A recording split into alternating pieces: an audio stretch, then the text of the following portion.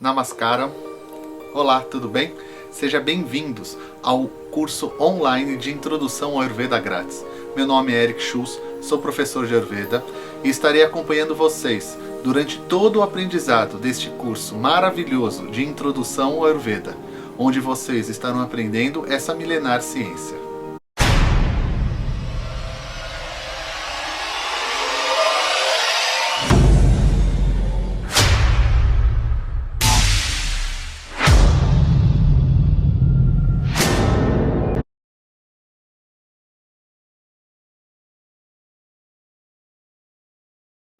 Olá, namastê, tudo bem? Então estamos aqui de volta com as aulas do curso online de Introdução ao Ayurveda grátis e espero que vocês estejam gostando. Está sendo muito gratificante para nós, está sendo uma felicidade muito grande poder ter aí esses quase mais de 5.000 pessoas já inscritas e isso vai crescer cada vez mais, né? Nessa aula eu vim falar um pouquinho para vocês sobre a parte de tratamento dentro do Ayurveda, né, já que a última aula foi sobre diagnóstico. E para essa aula a gente tem alguns convidados especiais. A gente vai ter o professor Jonas, tem o professor de Vedanta também, é um cara fantástico que eu conheci na Índia, ele já deu um pouquinho de aula para vocês. A gente vai ter também o nosso querido amigo e professor de Shadow Yoga, o Dr. Scott Blossom, que é americano, e a gente vai ter o mais de todo especial, que é o Dr. Robert Svoboda. Ele já deu uma palhinha, uma pequenininha aula para vocês, que é meu professor pessoal de Ayurveda, meu mestre de Ayurveda. Ele é o primeiro ocidental a se formar em Ayurveda numa faculdade de Ayurveda na Índia, e ele preparou uma aula fantástica, são 20 minutos praticamente só com ele, que vale muito a pena assistir. O segundo bloco desse curso, dessa aula, será só com o Dr. Robert Svoboda e com o Dr. Scott Blossom. Tenho certeza que vocês vão amar, de paixão mesmo, tá? Então vamos começar então fazendo um mantra para essa aula. Fechem os olhos, com as mãos frente ao coração espiritual, em Pranam Mudra. Om Namo Bhagavate Vasudevaya Danvam Tarye Amrita Kala Sahastaya Sarvamaya Vinasanaya Trailokyanataya Shri Mahavishnave Namaha. Om Shanti Shanti Shanti. Namastê. Bom, eu terminei a última aula deixando uma incógnita, né, praticamente no ar. Falando que mesmo depois que a gente aprende os diagnósticos e a gente faz o diagnóstico, muitas vezes ele não é certo. Primeiro eu gostaria de perguntar para você que vocês pensassem. O que é exato na natureza? Nada. Por que nada é exato? Porque a natureza está em constante transformação. Assim como a natureza está em constante transformação, nós seres humanos, que fazemos parte dessa natureza, também estamos em constante transformação. Sendo assim, todas as técnicas de diagnóstico, seja ela qualquer técnica de diagnóstico, das mais antigas dentro das tradicionais dentro do Ayurveda, até modernas usando a tecnologia, nenhuma delas vai nos trazer perfeição. Nenhuma delas vai nos trazer uma exatidão. Perfeito? Isso tem que ficar muito claro, porque as pessoas às vezes vêm com uma expectativa no Ayurveda e até na medicina moderna e outras racionalidades, e aí ela vem, eu fui lá e não deu certo. É lógico que não deu certo, não necessariamente aquilo vai dar certo. O Ayurveda, ele é um apunhado de diagnósticos que a gente usa no Ayurveda para ter um rumo, para a gente ter a ideia inicial desse tratamento. Todo tratamento do Ayurveda, a gente pode falar que 90% dos tratamentos do Ayurveda, ele é dividido em 3 fases. Então, a gente faz um diagnóstico. A partir do momento que a gente faz esse diagnóstico, a gente vai montar um pré-programa. O que é um pré-programa? É um programa onde vai focar nessa primeira fase, onde a gente vai estar tendo uma ideia, né, nessa primeira fase, né, a gente vai esperar o que o nosso paciente vai trazer para nós nessa primeira fase. Isso eu estou falando de uma pessoa comum, tá? Uma pessoa sem nenhum tipo de patologia, sem nenhum tipo de desarmonia grave. Então vamos dar um exemplo. Vem um paciente, vamos voltar um pouquinho. Vem um paciente sem nenhum problema grave de saúde, que ele tem questões normais do dia a dia e ele quer fazer que a vida dele seja saudável. Ok, sem problema nenhum. Eu vou usar as técnicas de diagnóstico, como eu já mostrei para vocês, e dentro dessas técnicas eu vou procurar encontrar alguma coisa, né, que possa ser montado um programa de tratamento, onde nesse programa de tratamento o paciente vai me trazer as experiências dele. Então, nesse programa de tratamento, que a gente chama de, praticamente seria Upachaya, é quase como um teste entre muitas aspas, tá? Então eu vou montar um programa de tratamento muito focado na época do ano, vou focar muito em pequenas desarmonias que a pessoa possa ter. E dessa primeira fase é muito importante o paciente, o cliente, montar como se fosse um guia, um diário, onde ele vai estar tendo uma ideia mais clara do que está acontecendo na vida dele. Quantas vezes a pessoa vai no banheiro por dia, qual é a cor da urina nos determinados horários do dia, quantas vezes a pessoa defeca, se aquelas fezes realmente afundam ou boiam, porque aí a pessoa começa a ter uma ideia muito mais clara, né, do que é realmente a saúde para ela, porque muitas vezes a pessoa não tem uma ideia clara. Quantas vezes eu tive paciente, mas quantas vezes eu tive paciente que falam para mim uma coisa e depois da primeira fase ela senta na minha frente e ela fala: Eric, é inacreditável, por exemplo, eu não vou no banheiro todo dia e eu achava que eu defecava todo dia. Por exemplo, eu achava que todo dia eu tinha fome ao meio-dia e não tenho fome todo dia, eu como por hábito. Isso tudo muda totalmente a nossa ideia de tratamento no futuro, na segunda, terceira, quarta fase e assim por diante. Então a primeira fase é uma das fases mais importantes. E lembrando que o que eu estou falando para vocês aqui, eu estou falando de tratamentos para uma pessoa saudável, tá? Que na verdade nem seria um tratamento. Seria como eu vou ensinar essa pessoa a gerar hábitos saudáveis. Né? Vai ter uma aula daqui, algumas aulas, onde eu vou ensinar isso. Porque, por exemplo, rotina não se trata. Rotina se ensina as técnicas e a pessoa adequa aquelas técnicas ao seu dia a dia como ela achar melhor. E é isso que a gente está fazendo aqui. Mas para a gente passar a melhor técnica, a gente precisa entender como a pessoa reage num determinado alimento, como a pessoa reage a um determinado sabor, como a pessoa reage a uma determinada experiência. Então, se a pessoa tem um estilo de vida muito atribulado em relação a trabalho, a gente inclui procedimentos como massagens, shirodaras, onde vai auxiliar a pessoa, né? Aquilo não é um tratamento, aquilo vai entrar como algo um auxílio no seu dia a dia para aliviar a tensão do seu trabalho, porque a pessoa não vai deixar o seu trabalho. Mas eu só consigo ter uma certeza disso depois da primeira fase, né? A segunda fase, ela entra como algo mais objetivo, né? E nessa objetividade entra uma série de questões, né? E dentro do Ayurveda, quando a gente vai falar de tratamento, a gente inclui alimentação, a gente inclui ervas, a gente inclui atividade física, a gente inclui sono, a gente inclui atividade sexual, a gente inclui nisso uma série de procedimentos, que é a próxima aula que eu vou estar falando, dos procedimentos que o Ayurveda possui, que são as massagens no corpo, na cabeça, piscininhas, como se diz? Pindas. Nossa, é uma série de possibilidades. Vai ter uma aula só sobre isso, que eu vou mostrar vídeos e outras coisas mais super bacanas, tá? Que mais inclui? Inclui aconselhamentos, inclui yoga, inclui meditação, né? Que até o amigo Jonas vai estar, o amigo e professor Jonas vai estar falando um pouquinho da experiência dele com os tratamentos ayurvédicos na Índia, né?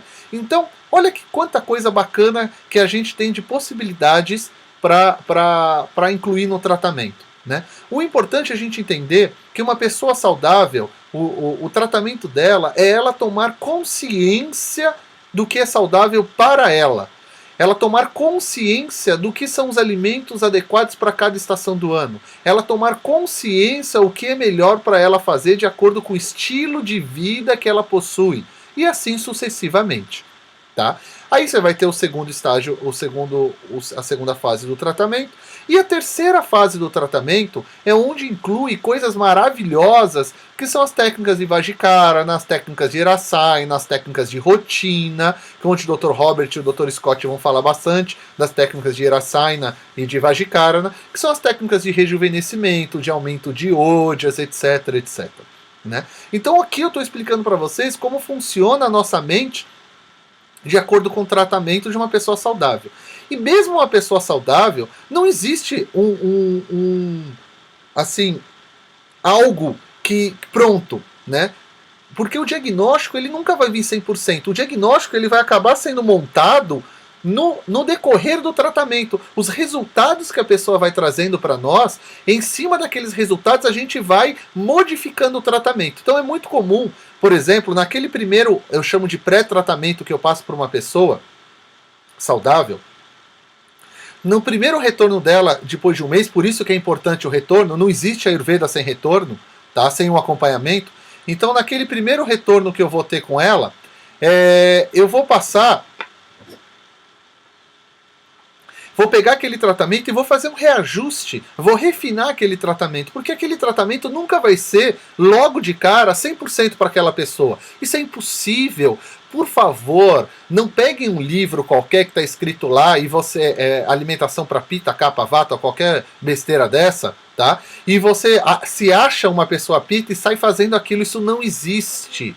O que eu tento passar para o meu paciente é que para uma pessoa saudável, ela deve comer os 6 sabores de alimentos. Ela deve incluir na sua rotina as técnicas que são mais adequadas para ela. Tá? Não existe uma caixinha pronta para a pessoa. Isso vai sendo montado de acordo com a experiência de cada um. Não existe tratamento pronto. Isso é uma grande baboseira que estão fazendo com a Ayurveda no Ocidente.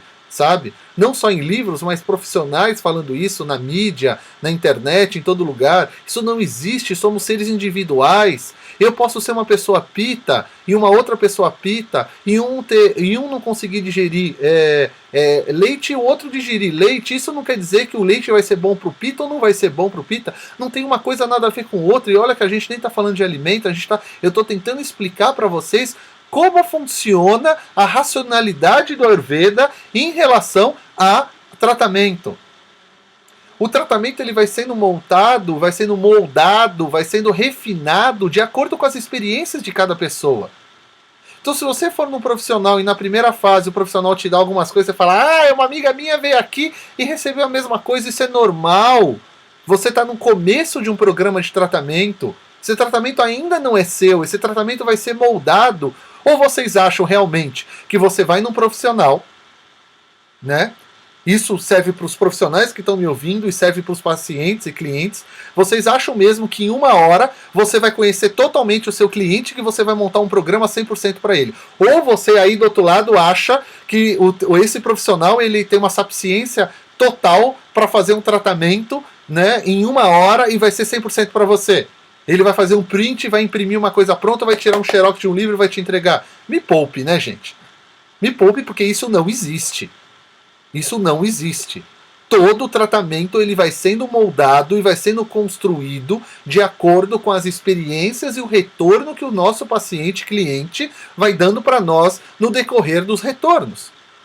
Então, esse diário que o paciente vai fazer na primeira fase é extremamente importante. Porque ele vai ser um feedback importantíssimo que vai ser dado para nós. Né? E até agora, eu falei somente de tratamento de pessoas saudáveis. Agora, se a pessoa apresenta um estado patológico profundo, que já está da 3ª, 4ª fase da patologia e tudo mais, aí muda totalmente de figura. Aí um programa de tratamento, ele é muito mais focado, né? A gente tira tudo praticamente, só dá para a pessoa o que ela realmente pode, né? Ele é muito mais restritivo, né? Ele é muito mais objetivo, né? Não pensem que no Ayurveda, por exemplo, que eu vou falar daqui 2 aulas sobre as ervas, que a gente usa a erva para tudo. Isso é uma outra grande baboseira. Isso chama herbologia, ou usar fitoterapia ocidental, ou até eu ouso dizer que seria uma alopatia ayurvédica, coisa que no Ayurveda não existe.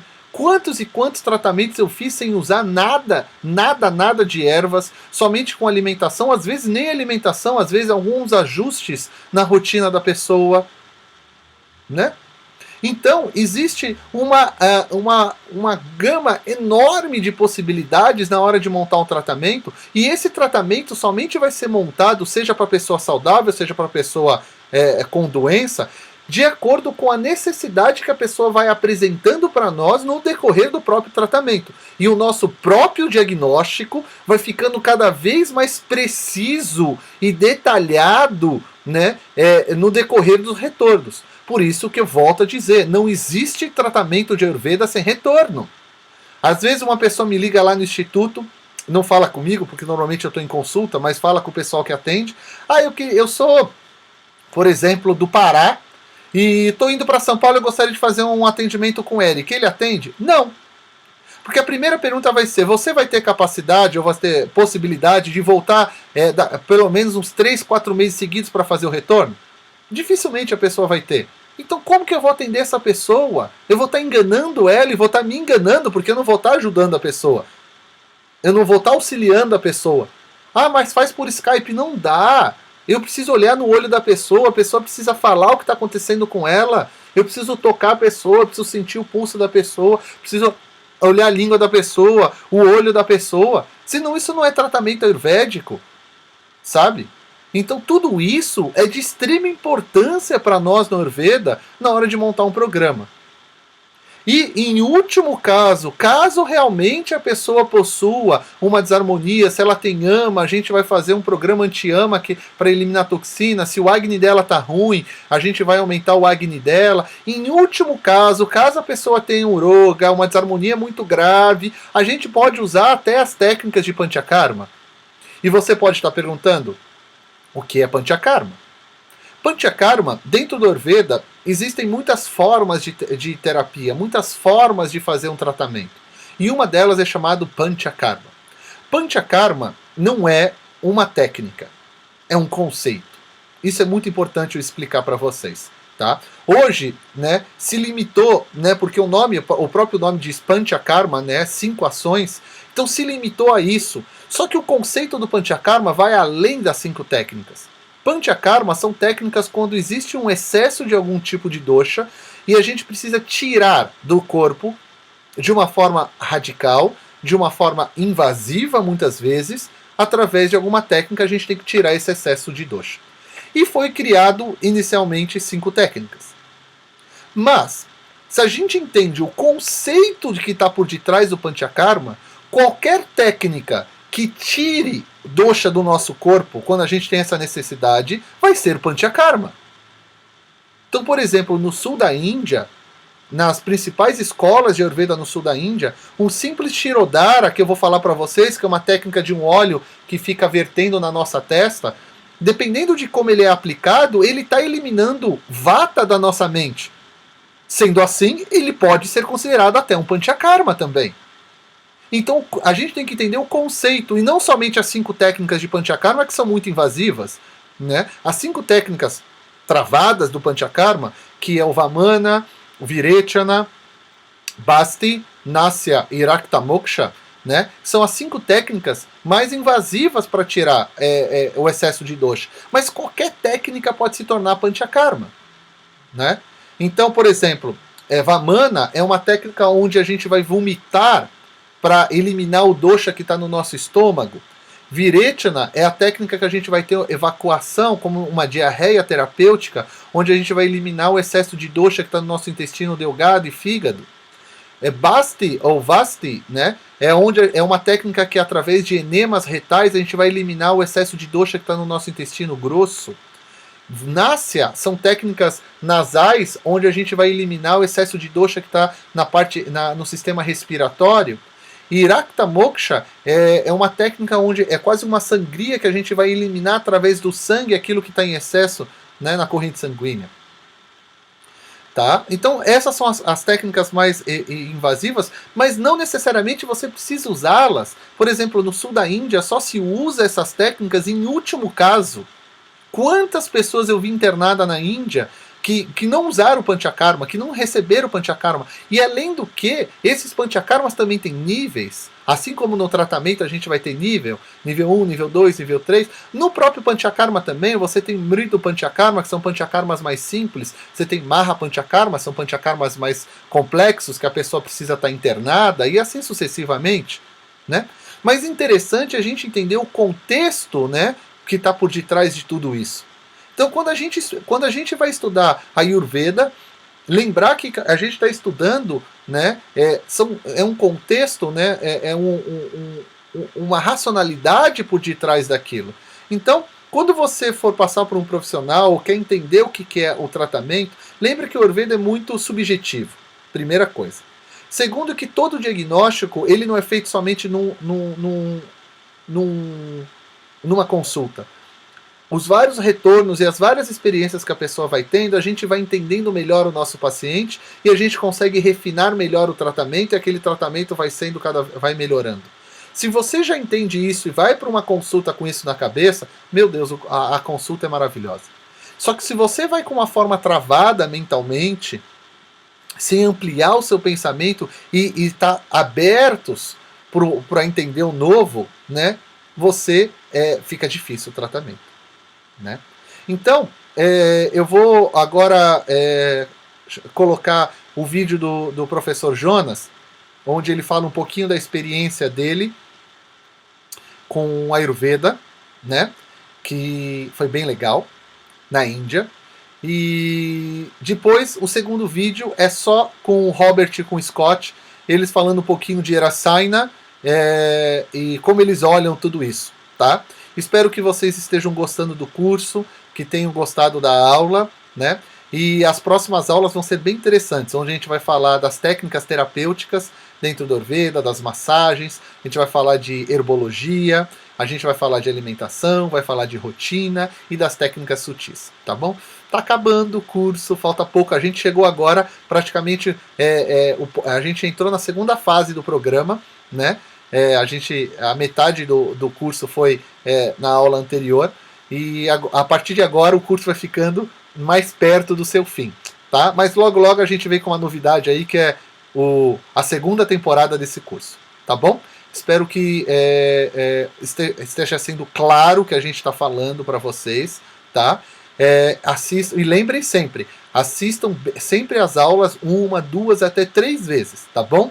Um grande abraço ayurvédico a todos vocês. Namastê. Queria compartilhar com vocês também algumas experiências que eu tive com os tratamentos ayurvédicos. Uma delas foi com meu pai, né, com o qual eu sou muito grato, porque o meu pai chegou na Índia para me visitar completamente cético. Ele sabia que o filho dele tinha ido lá estudar 4 anos, ele não sabia nada do que era Vedanta, tradição védica, nada disso. Mas ele concordou, no final das contas, de me visitar, ainda mais que eu tinha quebrado o joelho com um javali que tinha me atropelado à noite. E ele foi então me visitar e eu recebi ele no aeroporto. Ele estava todo assim, né, meio, o que é isso? Queria ficar num hotel, muito bem, não queria ficar no ashram de jeito nenhum. E ótimo, arrumei o melhor hotel, arrumei um motorista, levava ele todo dia lá pro ashram, me trazia de volta. E foi muito bom tê-lo lá comigo. Mas um dia eu levei ele no hospital ayurvédico, né, com meu amigo Parthasarathi. E meu pai foi fazer um tratamento, contou a vida dele, que ele adora massagem, então a massagem foi um grande chama. Pai, olha, tem massagem. Ah, não, então eu vou. Né? Só que para fazer massagem você tem que fazer uma consulta. Né? Porque não é uma massagem, é um tratamento. Então você faz uma consulta. Ah, então tá. Aí foi e abriu seu coração, ele é uma pessoa muito aberta. Né? E nisso o Dr. Parthasarathi ele descobriu que meu pai tinha uma alergia a leite. E na sua análise ele passou um remédio, né? E não é que o bendito do remédio funcionou? E quando meu pai voltou ao Brasil e terminou o tratamento, ele podia tomar leite. Ele tinha uma intolerância à lactose, sabe? Que não permitia com que ele tomasse leite sem ter que tomar um remédio logo depois para equilibrar, né? e ele ficou feliz da vida. Ele não voltou a ser um grande bebedor de leite, porque ele passou a vida inteira sem tomar, eu acho que ele não processou o gosto. Mas eu sou grato por 2 motivos, né? Um, porque sem dúvida nenhuma equilibrou alguma coisa dentro do meu pai e vai deixar ele uma pessoa mais saudável. Mas também porque abriu a mente dele para outras possibilidades, que vai além do que uma medicina ocidental é capaz de fazer, né? O tratamento parece que ele é muito mais do que simplesmente algo que você toma. É como se fosse uma mudança, sabe, de uma visão de vida que ocorre dentro da pessoa, uma correção do seu estilo de vida, uma correção da maneira como ela se vê. Tudo isso é o que faz a cura dentro de uma pessoa. E quando eu estava na Índia, eu praticava muito yoga, né? Então, aluno de Vedanta, no ashram do Swami Dayananda, não fica lá sentado o dia inteiro, né, estudando Vedanta. Não, você estuda Vedanta que nem no Mosteiro Shaolin, 2 horas por dia. O resto do tempo você está fazendo alguma outra coisa. Então, a gente está trabalhando, a gente está praticando yoga, mantras, meditação, sânscrito, tudo aquilo. E eu vinha com um background de yoga do Ocidente, assim, tentando fazer o melhor possível, mas alguns preceitos básicos estavam errados. E foi muito interessante que quando eu fui ao médico, porque eu estava com dor nas costas, para ele me explicar o que estava acontecendo, e eu expliquei para ele que eu fazia yoga, ele falou, para. Você faz yoga? Faz. Ele aprendeu no sinal, então vai. Eu falei, não, mas eu faço, não sei o quê. Eu falei, não. E assim, ele com aquela força, né, de um médico ayurvédico, geralmente eles, ainda mais lá, eles não gostam nem de dizer o que eles viram de errado. Eles só querem te passar o remédio, você tem que confiar, né? Com o ocidental não funciona muito, eu fui inventando. Ele falou, não. Eles falaram assim, a postura dentro de uma prática de yoga é o que menos importa. O alinhamento do dedinho com o pulso, com não sei o quê. Olha os vídeos desses professores antigos, que esse tem disponível na internet. Eles não são a perfeição no alinhamento. A perfeição tem que ser na atitude dentro, quando você faz. E até pela maneira como você está falando comigo, descrevendo a sua postura, da sua prática de yoga, eu sei que você não está fazendo corretamente. Então você só vai fazer o seguinte, você vai tomar esses remédios aqui que eu estou te passando, e você vai fazer agora com um dos meus alunos 1 hora de yoga. E quando sair, você vai usar essa mesma técnica, a mesma sequência, você continua fazendo. E eu fui fazer a bendita aula de yoga. E foi muito interessante. Primeiro, não tinha tapetinho. Era um pano que você abre no chão. O conceito de tapetinho, botar roupa de... Não, é pano, ele de camisa social, calça social, fazendo as posturas, e eu com a minha roupa de ashram, tendo que passar dota, que é tipo uma saia lá pra dentro, prende aqui e tal, para poder fazer as posturas. Numa sala simples, limpa, né? Vamos lá, vamos começar com essa aqui, balasana, tal, pá. E todo aquele esforço, sabe, de estica e não sei onde, pode parar tudo isso. Não é assim. É como se fosse uma dança. Você tem que entrar dentro de cada uma dessas posturas, dentro de cada uma dessas asanas e se apaixonar. Você pode até se esticar, o que é ótimo, entende? Mas o seu esforço para tentar esticar e conquistar a postura perfeita, como um surfista, né, atrás da onda perfeita, da postura perfeita, vai de encontro com a ideia do yoga. Você simplesmente estica o seu corpo e permite que a postura faça o trabalho dela.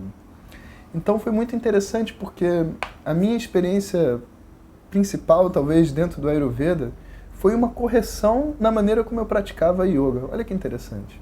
E depois eu fui pesquisar mais um pouco e eu descobri que esse mestre de Ayurveda que me tratou, ele também era mestre de yoga, ele também era professor de sânscrito, ele também era praticante de Kalari, e ele também era professor de Vedanta.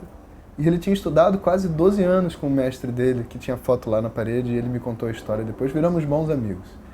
Só que ele era muito ocupado, obviamente a gente não pôde depois dar prosseguimentos, porque eu queria aprender mais coisas com ele, porque ele tinha muita coisa para ensinar. Enfim, espero ter compartilhado aí e aprimorado um pouco com vocês o conhecimento de vocês sobre a Ayurveda e contando um pouquinho da minha vida também. Muito obrigado.